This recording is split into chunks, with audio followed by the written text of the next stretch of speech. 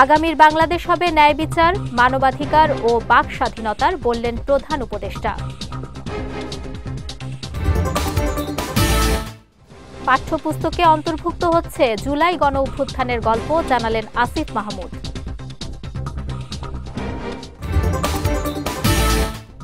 এবং মাফিয়া চক্র দেশকে আমদানি ও ঋণ নির্ভর করেছে, অভিযোগ তারেক রহমানের।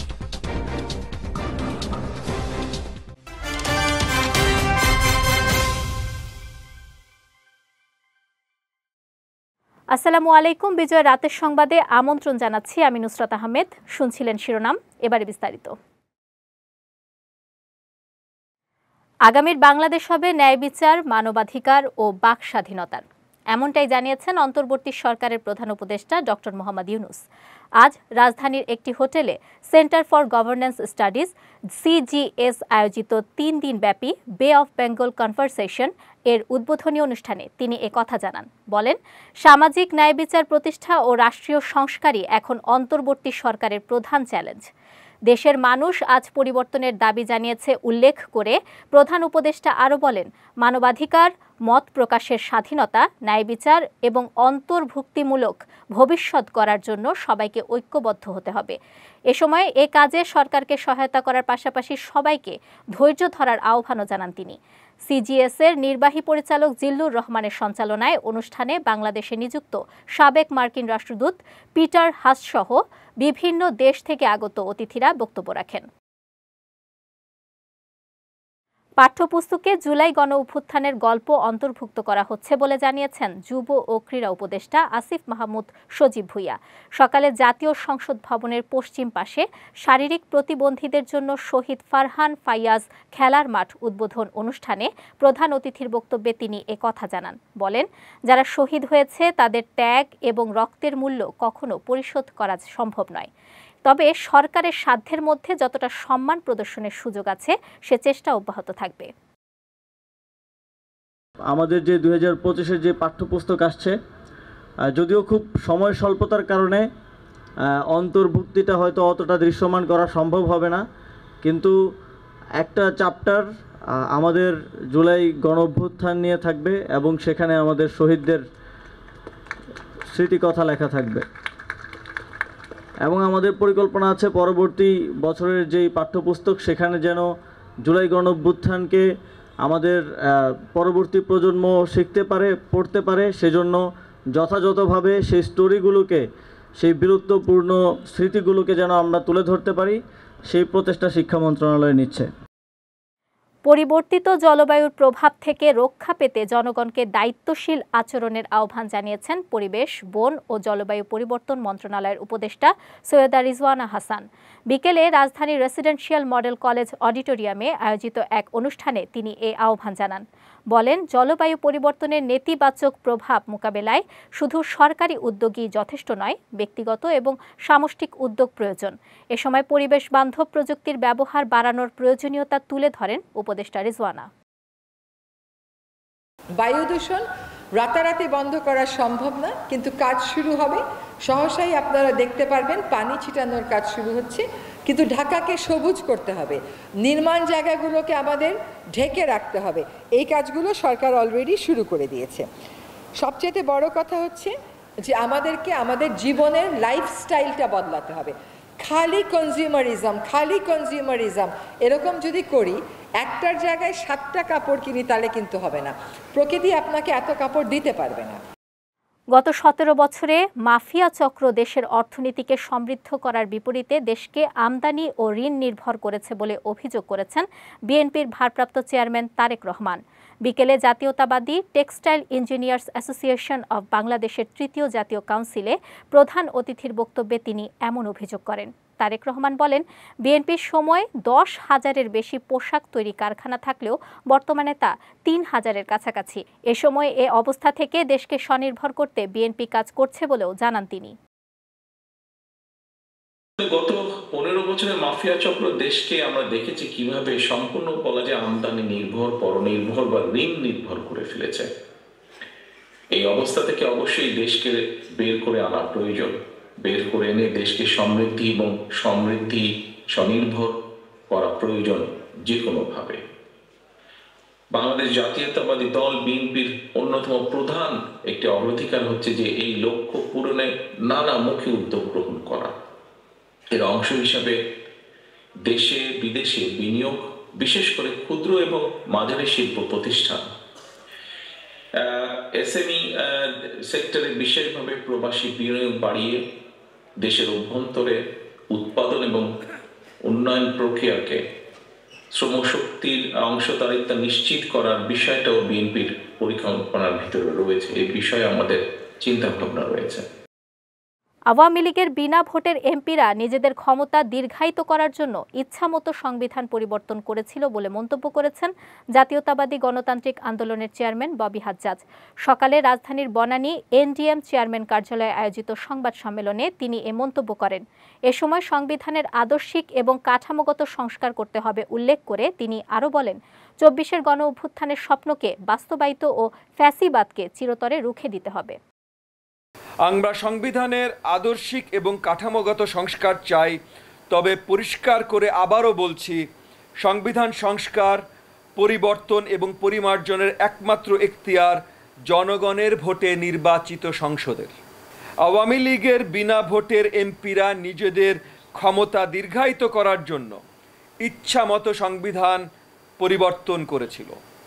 বর্তমান অন্তর্বর্তীকালীন সরকার সংবিধান সংস্কারের গঠিত কমিশনের প্রস্তাবনা আমাদের জন্য রেখে যাবেন এবং পরবর্তী নির্বাচিত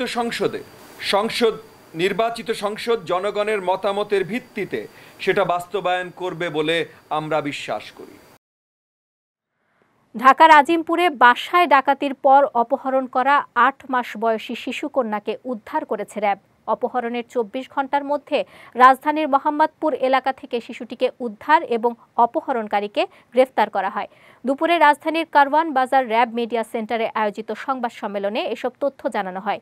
সংবাদ সম্মেলনে বলা হয়, গতকাল আজিমপুর মেডিকেল স্টাফ কোয়ার্টার থেকে ফারজানা নামের এক নারীর বাসায় ডাকাতির সময় নগদ অর্থ ও স্বর্ণালংকার নেয়ার পাশাপাশি একটি বাচ্চাকে অপহরণ করে নিয়ে যায় অপহরণকারীরা। পরে গোয়েন্দা নজরদারি ও তথ্য প্রযুক্তির সহায়তায় গতকাল রাতে মোহাম্মদপুরের নবীনগর হাউজিং এলাকা থেকে অপহৃত শিশুকন্যা আরিশা জান্নাত জাইফাকে উদ্ধার করে র্যাব। অভিযানে অপহরণকারী মোসাম্মদ ফাতেমা আক্তার শাপলাকে গ্রেফতার করা হয়। গ্রেফতারকৃতের বিরুদ্ধে আইনানুগ ব্যবস্থা নেওয়ার কথাও জানিয়েছে র্যাব। যখন আমরা উদ্ধার করতে যাই নবীনগর হাউজিং এ, তখন আমরা দেখতে পাই যে সেই ভিকটিম ৮ মাস বয়সী জাইফা সে বাসায় একা ছিলেন এবং মহিলা অপরাধের চক্রের যে মহিলা তিনি কার্নিশে আরেকটা বাসার কার্নিশে সে খুবই রিস্কি অবস্থায় সেখানে অবস্থান গ্রহণ করছিলেন, যেখানে তার ব্যক্তিগতভাবেও তিনি আহত হতে পারেন। এবার জেলা সংবাদ।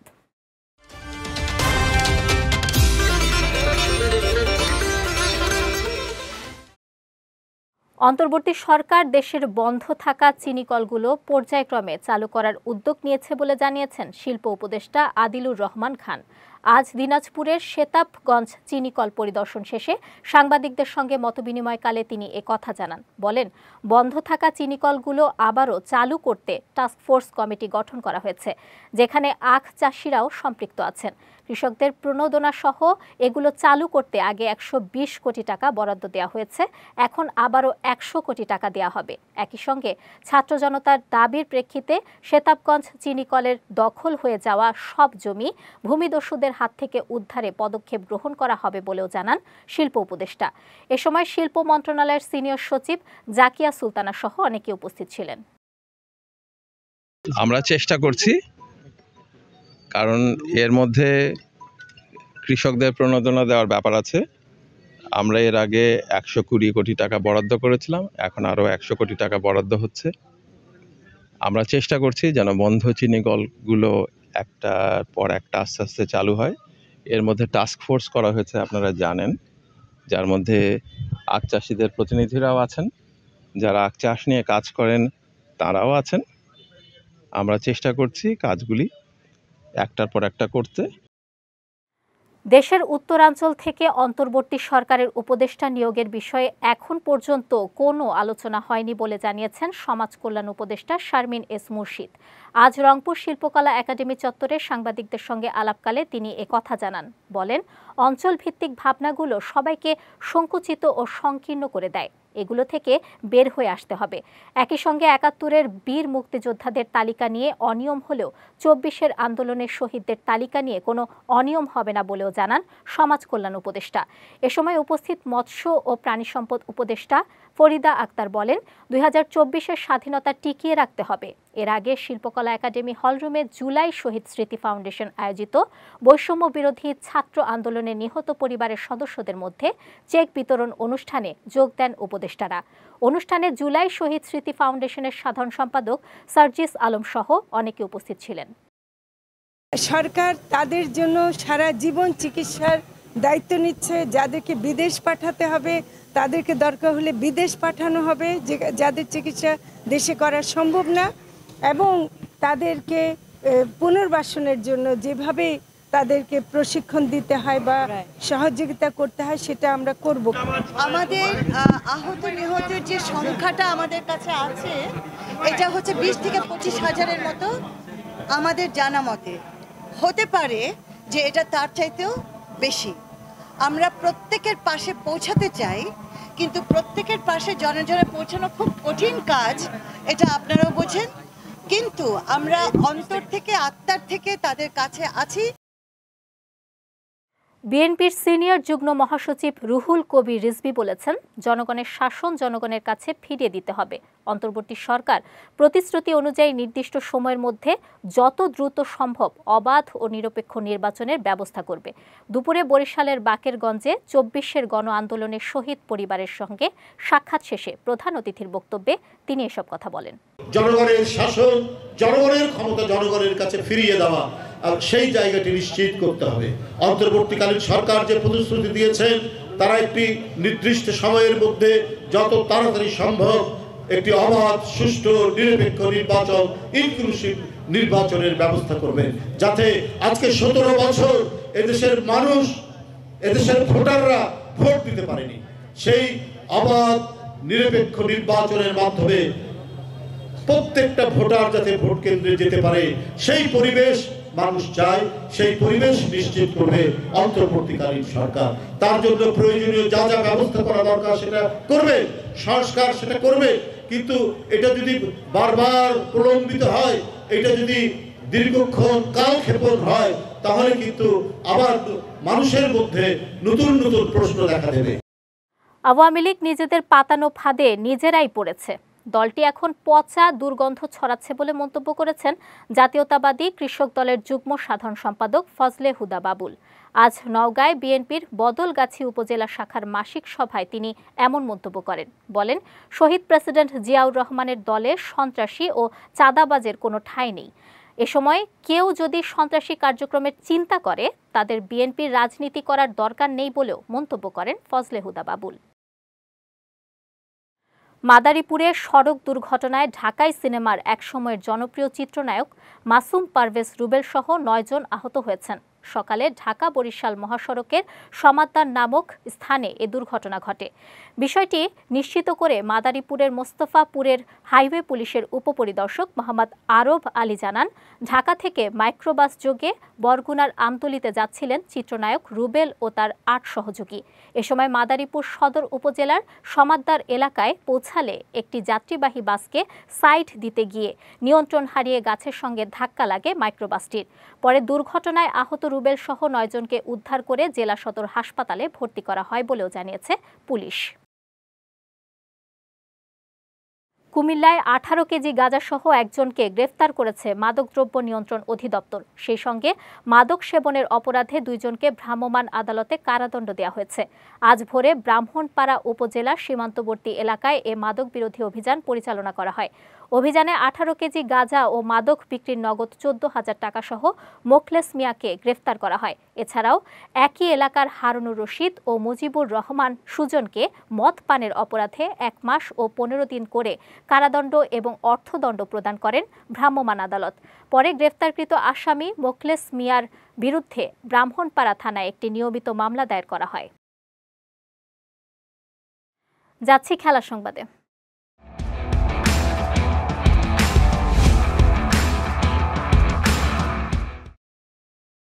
গ্লোবাল টি-20 টুর্নামেন্টে বাংলাদেশ থেকে প্রতিনিধিত্ব করতে যাচ্ছে বিপিএল এর দল রংপুর রাইডার্স।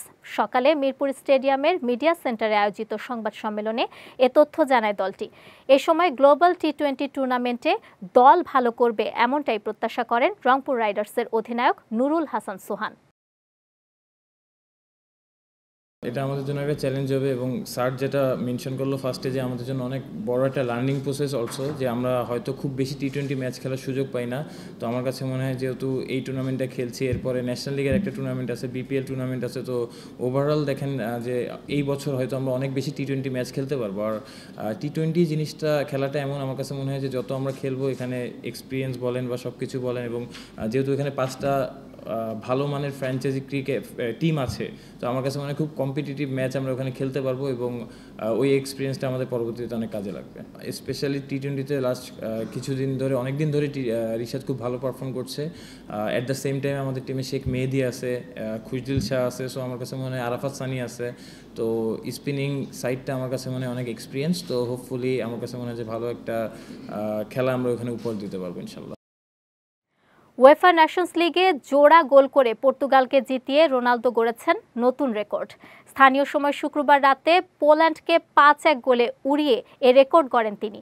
এদিন নেশনস লিগে পোল্যান্ডের বিরুদ্ধে এক পেশে ম্যাচে জিতেছে পর্তুগাল। আর সেই এক পেশে জয়ের কারিগর 39 বছর বয়সী রোনালদো। 87 মিনিটের অবিশ্বাস্য গোলের আগে 72 মিনিটে পেনাল্টি থেকে গোল করেন CR7। রয়েছে একটি অ্যাসিস্টও। আর এই নৈপুণ্যে আন্তর্জাতিক ফুটবলে সবচেয়ে বেশি 132 ম্যাচ জয়ী ফুটবলার হয়েছেন রোনালদো। পাশাপাশি সব প্রতিযোগিতা মিলিয়ে আন্তর্জাতিক ফুটবলে রোনালদোর গোল সংখ্যা দাঁড়িয়েছে 910টিতে।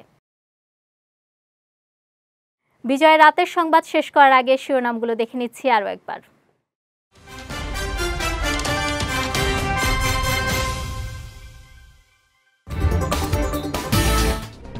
আগামীর বাংলাদেশ হবে ন্যায় বিচার, মানবাধিকার ও বাক স্বাধীনতার, বললেন প্রধান উপদেষ্টা। পাঠ্যপুস্তকে অন্তর্ভুক্ত হচ্ছে জুলাই গণ অভ্যুত্থানের গল্প, জানালেন আসিফ মাহমুদ।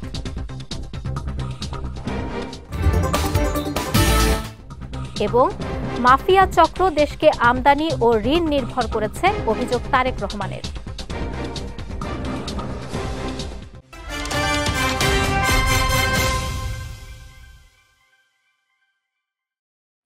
বিজয় রাতের সংবাদ শেষে আজকের মতো আমি নুসরাত আহমেদ আপনাদের কাছ থেকে বিদায় নিচ্ছি। আগামীকাল একই সময়ে নতুন সব খবর দেখতে চোখ রাখুন বিজয় টিভিতে। এছাড়াও আজকের বিজয় রাতের সংবাদের ভিডিও দেখতে পারেন আমাদের ইউটিউব এবং ফেসবুক পেজে। আমাদের ইউটিউব হলো youtube.com/bijytvofficial এবং আমাদের ফেসবুক পেজ হলো facebook.com/bijytvlimited। এতক্ষণ সঙ্গে থাকার জন্য ধন্যবাদ সবাইকে।